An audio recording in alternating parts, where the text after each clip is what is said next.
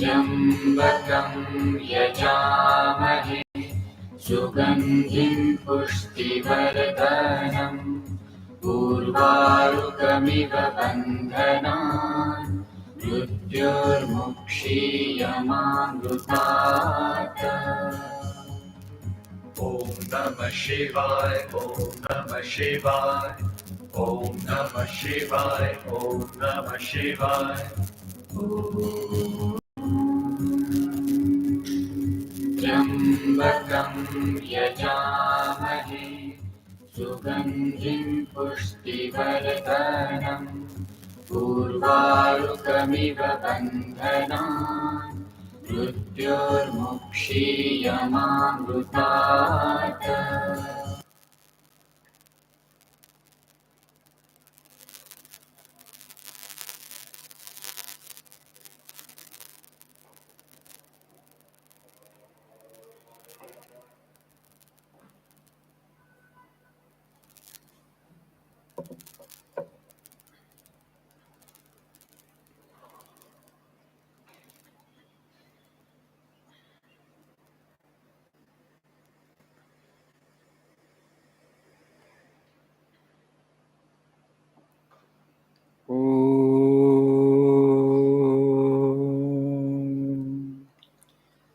Sahanavatu Sahano Bhunaktu Sahaviyam Karavavahai Tejasvi Navadhitamastu Ma Vidvishavahai.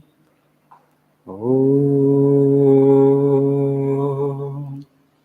Shanti Shanti Shanti.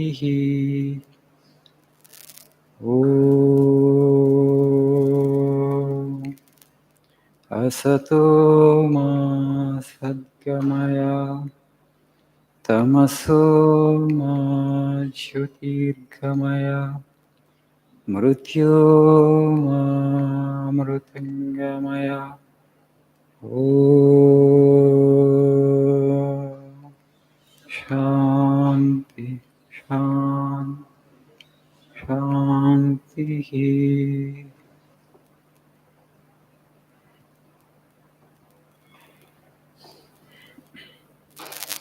Good evening.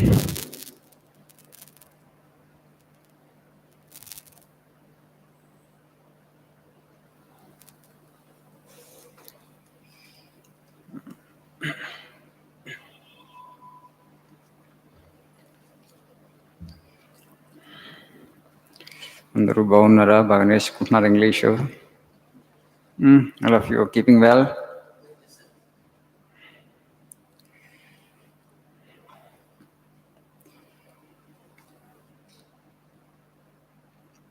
Today we shall learn something about mind and thought. So please turn to page number 33.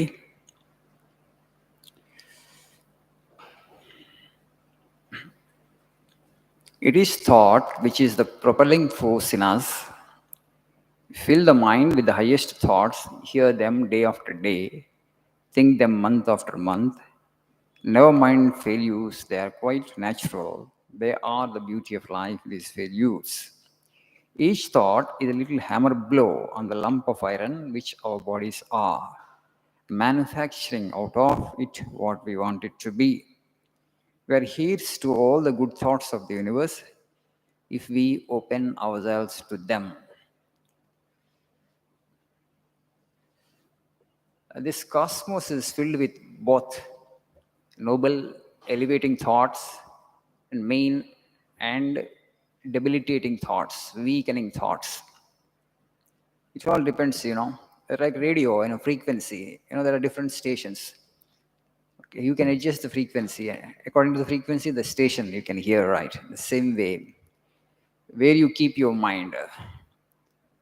Okay, if you actually tune it towards the positive thought, whatever the positive thought that are in the cosmos, they will enter into your mind.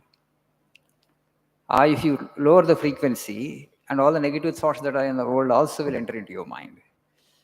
So the external world will influence. World, I don't mean that's the physical world. There is thought all around. There is that vibration. Now, when we said this prayer every day, Sahana Bhavatu and Asatoma Sadgamaya, thousands of people have said these prayers for centuries. So the thought that they have generated, the sound that they have made, has not disappeared, has not gone. It's just there in the cosmos. So when you say the prayer, all the people who have said before us, the vibration that they have left in the cosmos will rejoin our voice and our prayer, and then actually it will invigorate it.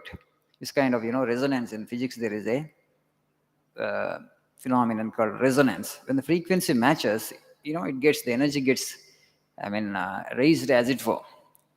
So that is the reason these mantras have the power. Because it's not that we are chanting this mantra for the first time. Millions and millions of people have said this before us.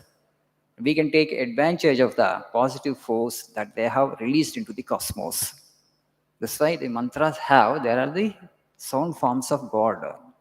There is potency in them, there is power in them. So whoever actually chants that, and the power of all the previous minds, all the great minds that have said the prayer and released the energy into the cosmos, we can take benefit of that. That's why Swamiji is saying, if you open ourselves to them. So I have told you many times, but I'm repeating it again. Today, we don't pay much attention to our minds. Our concern is only for the physical body. But in our culture, they defined human being as mind. Manasam vidhi manavam. Manishante yavarante manasanaral. Manasam vidhi manavam. Human being is primarily the mind. Of course, we are soul, your consciousness really, but we are not aware of it. It's okay, that's too much for us to understand. Okay, but you are not the physical body. The mind is influencing you in so many ways. What kind of mind you have got? Is it in a positive frame or is it in a negative frame? If you don't cultivate the mind, if you don't give positive thought on a regular basis, strength giving thought, if you don't nurture it, if you don't nourish it, if you don't feed it, okay, it just picks up the negative and slowly becomes weak and works against our own interest, works against us, and becomes our own enemy to such an extent that after such certain point of time, you won't be able to control it because it has become filled with so much of negative thought, and we will find it very difficult to control such a mind. So before it reaches to such a stage, you keep nurturing it every day, little positive thought. You keep on giving and giving, giving. It becomes stronger and stronger and stronger, and then it becomes your friend. Okay, it works in favor of us. It brings success to us in life. Any skill it will acquire in no time because it's a positive mind. It's easy to focus. It's easy to concentrate. Okay, that's why cultivating the mind is very important. But the ultimate thing, the highest thinking is to conquer the mind itself, to go beyond the mind. That is the ultimate goal. Because as long as you have mind, you will have both the experiences, painful and pleasurable experiences. You cannot escape that. That's why our rishis and our forefathers have thought on this. Is there no way I can have only happiness? Then the thought, from where actually unhappiness is coming? From the mind. From where the little happiness comes? From the mind only. Then the question arose in them, oh, what is mind? So then they found it out that it is based on I thought, aham. Okay? What happens if I drop that aham, if I let go that little limited individuality? They did yoga, they practiced it, this, okay? To see what lies beyond the mind. Okay? They destroyed the mind, they annihilated the mind. They've gone beyond the desire. The mind disappeared. To their surprise, when the mind disappeared, they enter into that superconscious state which is called God, which is called mukti, freedom, nirvana, kaivalya, self-realization. After attaining to that state, what is their experience of life?